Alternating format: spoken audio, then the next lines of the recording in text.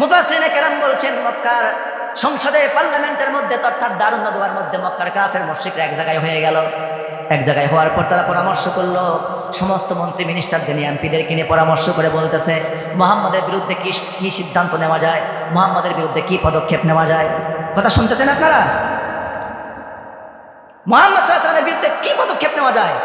মক্কার একটা পার্লামেন্ট ছিল, তার নাম দারুন নাদওয়া। কি নাম ছিল? দারুন নাদওয়া। এখানে পরামর্শ হলো, তিনটা সিদ্ধান্ত হলো। জোরে বলেন কয়টা? প্রথম সিদ্ধান্ত হলো লিসবিতুক, তাকে বন্দী করো। কাকে বন্দী করবে? কথা বলে না, কাকে বন্দী করবে? সেই ব্যক্তিকে বন্দী করবে যেই ব্যক্তি হচ্ছেন রহমাতুল্লিল আলামিন, সমগ্র বিশ্ব জগতের জন্য, সমগ্র জগতের জন্য যিনি রহমত, যিনি মানবতার মুক্তির জন্য এসেছেন, যিনি তাদের জন্য মুক্তির পথ খুঁজতেছেন, আজকে সেই মহামানবকে তারা বন্দী করে ফেলবে। সেই সিদ্ধান্ত। নাউজুবিল্লাহ বলেন। সেই সংসদের ভেতর থেকে আরেক সংসদ সদস্য ভেটো দিয়ে বলতেছে না, তাকে বন্দী করে রাখলে চলবে না, কারণ মুহাম্মদকে যদি বন্দী করে রাখো তাহলে এমন একটা সময় আসবে তার লোকেরা তাকে আন্দোলন করে জেলখানা থেকে বের করে নিয়ে চলে যাবে। অতএব বন্দী করে বেশি দিন তাকে জেলখানার মধ্যে রাখা যাবে। দ্বিতীয় সিদ্ধান্ত কি হবে? তাহলে তাকে আমরা বের করে দিব, মক্কা থেকে বের করে দিব। আরেকজন আমার ভেটো দিয়ে বলতেছে না, আবু জেহেল বলতেছে না, এটাও করা যাবে না। কেন করা যাবে না? আমরা যদি মক্কা থেকে বের করে দিই মুহাম্মদকে, তাহলে আমাদের দেশ, রাষ্ট্র, আমাদের জনপদ, আমাদের গোত্র সব নিরাপদ হয়ে যাবে। নতুন করে কেউ দাওয়াত দিবে না, এখানে কেউ ইসলামের কথা বলবে না, ইমানের কথা বলবে না, কালেমার কথা বলবে না, আমরা বেঁচে যাব। তখন আবু জেহেল বলতেছে না, এটাও মেনে নেওয়া যাবে না, কারণ তোমরা যে মুহাম্মদকে বের করে দিতে চাচ্ছ, মুহাম্মদকে যদি মক্কা থেকে বের করে দাও তাহলে মুহাম্মদ এখান থেকে হিজরত করে কোথায় যাবে? মদিনায় যাবে। ওখানে যাওয়ার পর কালেমার দাওয়াত দিয়ে সেখানকার মানুষেরা আবার ইসলাম কবুল করে মুসলমান হয়ে সংখ্যা গরিষ্ঠ হয়ে যাবে। অসংখ্য মানুষ দিয়ে মুসলমান সৈনিক নিয়ে মক্কায় আক্রমণ করে আবার মক্কা দখল করে ফেলবে। অতএব মুহাম্মদকে মক্কা থেকে বের হতেও দেওয়া যাবে না। নাউজুবিল্লাহ।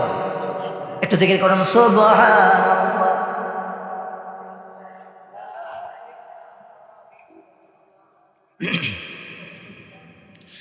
সুবহানাল্লাহ ওয়ালহামদুলিল্লাহ লা ইলাহা ইল্লাল্লাহু মুহাম্মাদুর রাসূলুল্লাহ সাল্লাল্লাহু আলাইহি ওয়াসাল্লাম। ষড়যন্ত্র শুনতেছেন তো? তাহলে 2 নম্বর ষড়যন্ত্র ভ্যানিশ, এটাও বাতিল হয়ে গেল। এবার তৃতীয় ষড়যন্ত্র যেটা, সেটি আবু জেহেল নিজে দিচ্ছে। আবু জেহেল বলল, আমরা যেই কয়জন নেতা, সংসদ সদস্য এই পার্লামেন্টে এখন বসেছি, আমাদের প্রত্যেকের এক একটা গোত্র আছে, এক একটা দল আছে, আমাদের সন্ত্রাস বাহিনী আছে। বাহিনী আছেন এরকমের? প্রত্যেকটি দলের দেখবেন কিছু কিছু বাহিনী আছে না? তো বলছে আমাদের এই বাহিনীগুলিকে দিয়ে ঐক্যজোট, মহাজোট গঠন করে মুহাম্মদকে এক রাতে একতরফা হামলা করে মুহাম্মদকে আমরা রাতের মধ্যেই, তার ঘরের মধ্যেই তাকে শেষ করে দেব দুনিয়া থেকে। তার বিরুদ্ধে প্রতিশোধ নেওয়ার মতো আর কেউ থাকবে না। যদি তার পক্ষ থেকে কেউ প্রতিশোধ নিতে আসে, আমরা সব মহাজোট ঐক্যবদ্ধ হয়ে তার প্রতিশোধের মুক্তিপণ দিব, নতুবা তার বিরুদ্ধে যুদ্ধ করব।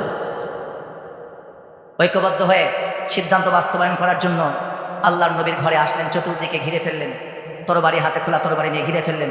সঙ্গে সঙ্গে আল্লাহ তাআলা ওহীর মাধ্যমে নবীকে জানায় দিলেন, নবী মুহাম্মদ, আর ঘরের মধ্যে বসে থাকা যাবে না, তোমাকে হত্যা করার জন্য চতুর্দিকে কাফেররা ঘিরে ফেলেছে। এই মুহূর্তে ঘুম থেকে ওঠো, হিজরত করো মদিনায়। সুবহানাল্লাহ বললেন। জানাচ্ছেন কে? যেটা কেউ জানে না সেটা জানে কে? যেটা কেউ পারে না সেটাও পারে কে? সবাই মারতে আসলো, রাখে আল্লাহ, মারে কে? আর মারে আল্লাহ, রাখে কে? আল্লাহ রাব্বুল আলামিন নবীকে দোয়া শিখালেন। আল্লাহ নবী তেলাওয়াত করলেন, হাতের মধ্যে বালি নিয়ে ফু দিলেন, দম করে ছেড়ে দিলেন। সঙ্গে সঙ্গে সেই বালিকে আল্লাহ রাব্বুল আলামিন প্রত্যেকটি কাফেরের চোখে ঘুষাই দিলেন। চোখ ঘুষতে লাগলো, কারো ঘুম চলে আসলো, আল্লাহ নবী তাদের চোখের সামনে দিয়ে বের হয়ে চলে গেলেন, তারা টের পেল।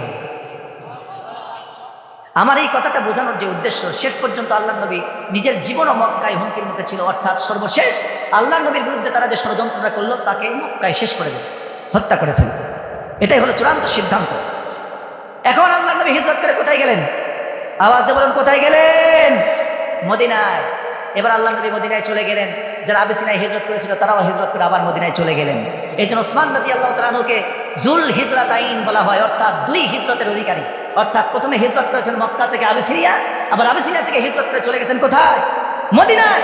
আবার ওসমানকে বলা হয় জিন্নুরাইন, অর্থাৎ আমার প্রিয় নবীর 2 কন্যাকে তিনি বিয়ে করেছিলেন। প্রথম কন্যা ছিল রুকাইয়া, দ্বিতীয় কন্যা ছিল উম্মে কুলসুম। রুকাইয়ার ইন্তেকালের পরে উম্মে কুলসুমকে আবার বিয়ে করেছিলেন।